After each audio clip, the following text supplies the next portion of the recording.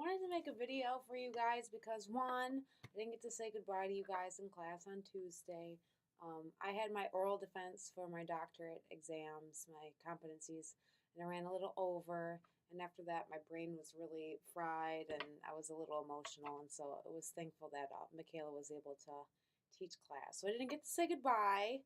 So I wanted to do a video to say goodbye. And I hope everyone has a nice holiday. But I also wanted to tell you guys how proud I am of you all. I just read your finished reflection 4, and they were so beautiful and so wonderful. And it was just really, really great to see how much you guys changed and progressed throughout the semester. A lot of you guys, I have a notepad. A lot of you guys talked about how, you learned that college is in high school and it's different and you had to learn how to study and all those things, and that's great. College is in high school. High school, you showed up the day before a test and you reviewed and you passed it, right? So college is different, and it's great that you guys are learning that.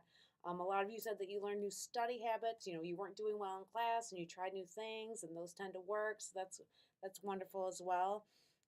Even some of you even mentioned that there was people in your lives that told you that college isn't for you, or you're not going to succeed, or you can't do this, and you responded and you said, yeah, I can do this, and I am capable of this, and that just makes me so proud that you guys see that in yourselves, because that's all that really matters, right?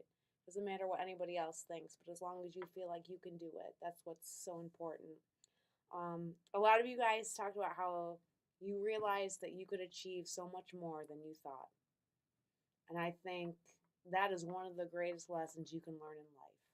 When you're put in a situation and you think that you're not going to succeed, and then you find a strategy and you're able to come out on the other side and realize that you're so capable of that, that's so wonderful.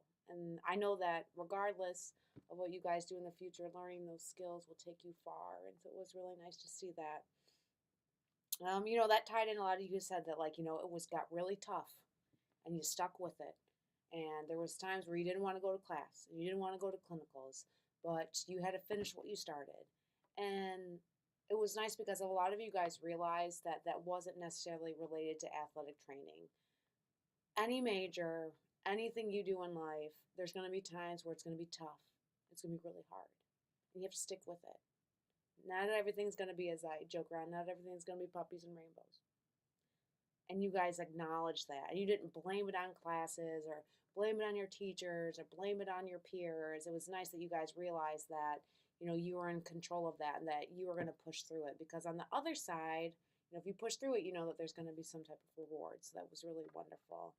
And then I would have to say, most of you really talked about one of the major lessons you learned about yourself was about failure. And I cannot say how proud I am. I promise you I'm not going to cry. I really want to cry. I want to cry so hard right now. But the fact that you guys understand that failure is okay and it's part of learning.